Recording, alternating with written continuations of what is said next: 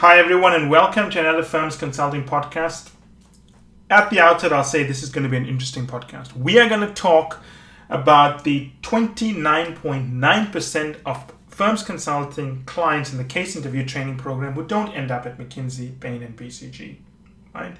Our placement rate is now 70 point, I think it's 01 or 0.1 or something like that. So it's high, right? It's the highest in the industry by any measure. And people always said, why the hell do you want to do a podcast about the 30% who didn't make it? Isn't that the opposite of what they teach you to do when you want to market and promote a company? Well, I have news for them. It's not about marketing and promoting. This is about helping people, right?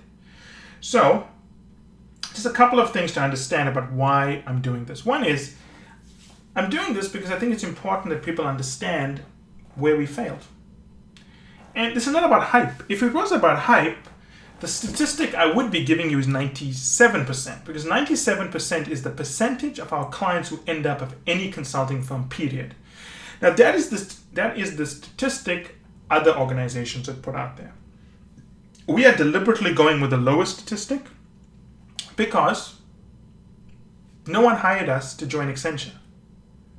They ended up at Accenture and they may very well be happy there, but they didn't hire us for that reason. So it would be disingenuous, it would be misrepresentation to say we have a 96 or 97% success rate when in reality we were hired to get into 3 companies and we only got about 70% of our clients in there. So that again should tell you we are different, right?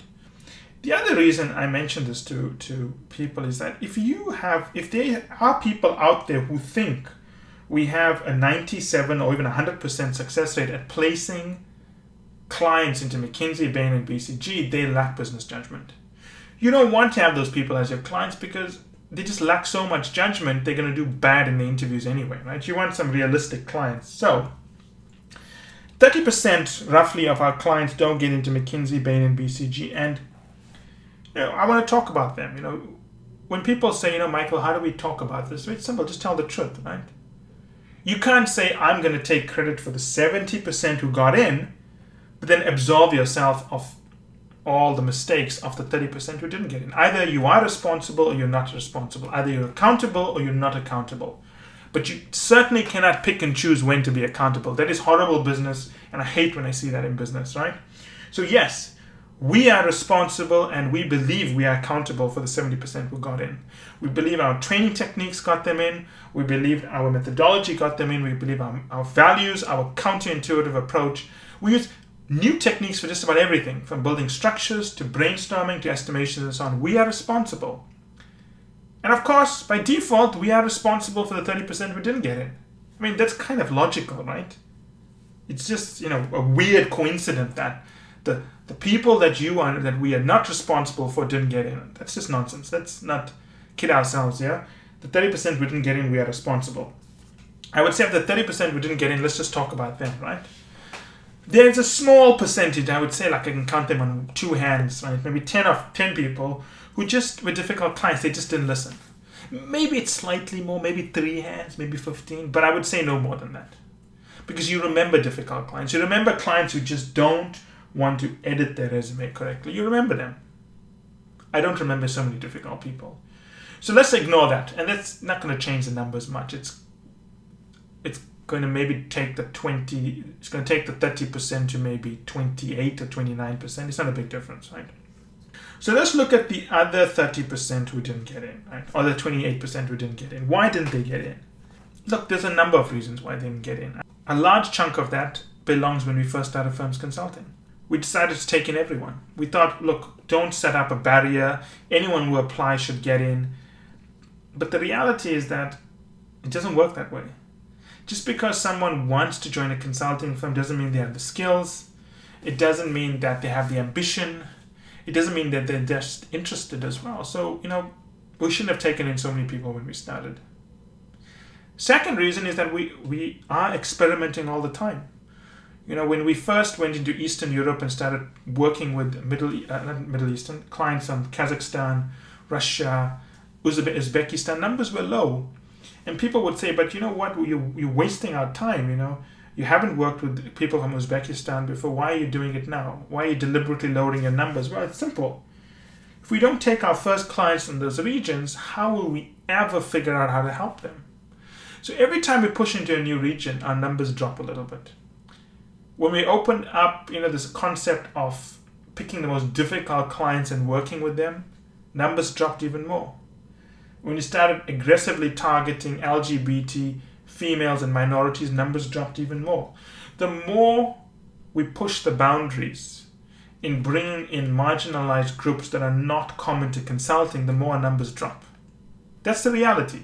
I can put our numbers higher, but I can only do it by cutting off people that wouldn't find it easy to get in. And I don't want to do that.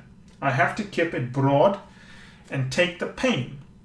So, what is the point of this? The point of this is that I look at our 30% failure rate as the cost of R&D. Now, I'm not at all.